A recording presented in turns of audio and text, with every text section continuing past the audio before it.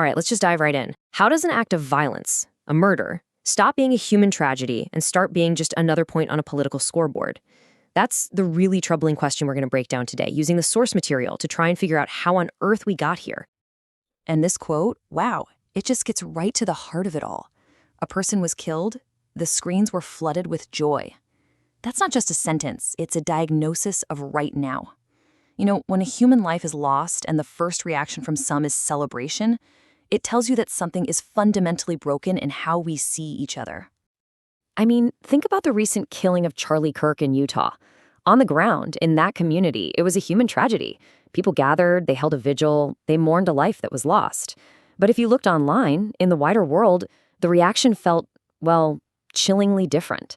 It felt less like shared grief and a lot more like a point being scored for a political team.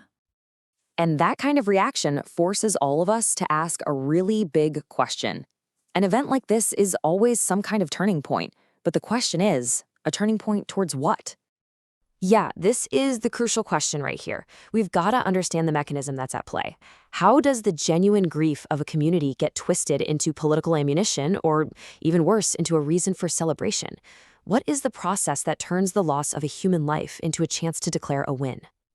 Well, this shift from tragedy to a talking point, it's not random. It's actually a pretty predictable process.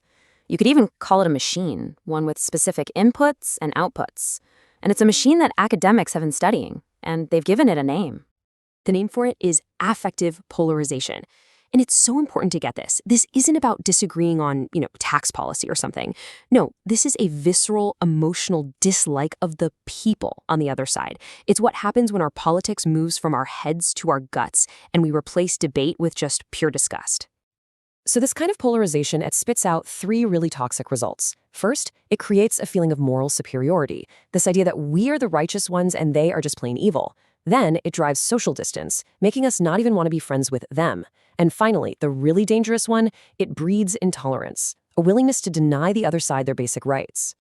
So how does this machine actually work? Well, it can be broken down into a pretty chilling four-step formula. First, it starts with isolation, cutting us off from anyone who thinks differently. Then the echo chamber of our social media feeds just amplifies our own anger. And that leads directly to tribalism, where everything becomes this holy war of us versus them. And the final, most dangerous step is legitimization, where all that violent language online starts to make the idea of actual violent action feel acceptable. Now, look, justifying violence for political reasons it's not new. It's an old, dark part of human history. But while the game might be old, the rules have changed. And that's what makes today so much more dangerous. I mean, think back to the 1970s. You had this state-level violence, like the secret bombing of Cambodia. And it was justified by this cold, detached logic they called realpolitik. But these were top-down decisions, mostly hidden from the public, and they were considered truly shocking when they finally came to light. The key thing was that it was violence done by the state, and it was done in secret.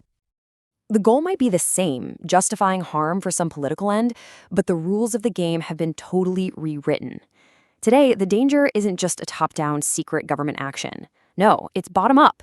It's public, it's individual sectarianism, and it's supercharged by algorithmic echo chambers. And all of this is happening in an age with widespread access to incredibly lethal weapons. And this new environment, it has produced some chilling, measurable results. I want you to just let this number sink in for a second. According to data from the University of Maryland, mass casualty attacks in the U.S., that's where 4 or more people are hurt or killed, they skyrocketed by almost 188% in the first half of 2025 compared to the year before.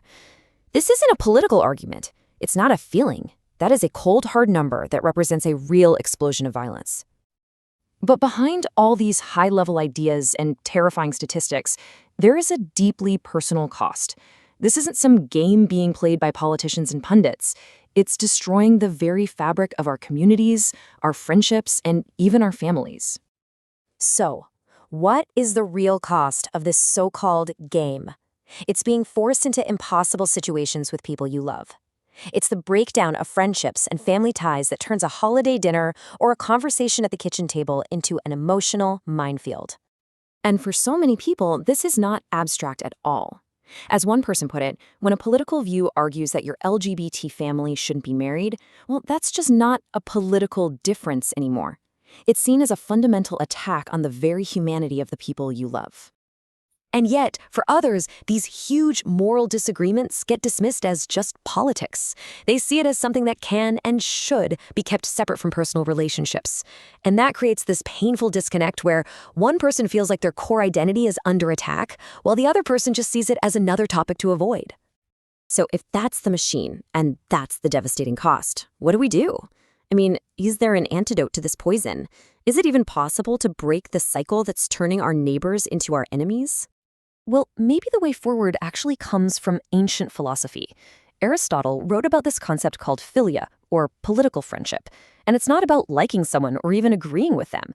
It's about a mutual commitment to goodwill, a recognition that you share a common humanity. It is, as he saw it, the essential glue that holds any society together. And this ancient idea, it translates directly into practical strategies we can use today. The core of it is to focus on the person, not just the politics. It means finding common ground, listening to actually understand, instead of just waiting for your turn to argue, and sharing your own experiences to build empathy. It's about sticking to facts and talking about specific policies, not just attacking the other team. And in the end, breaking this cycle, it starts with a single tiny action, a text message, a conscious choice to see the human being on the other side of the screen. Because choosing our shared humanity over our politics is a quiet act of defiance against that polarization machine. It's one small crack in the wall of the echo chamber. The scoreboard wants us to believe the whole point is to win, but the real question is, can we remind ourselves and each other that the actual goal is just to live together?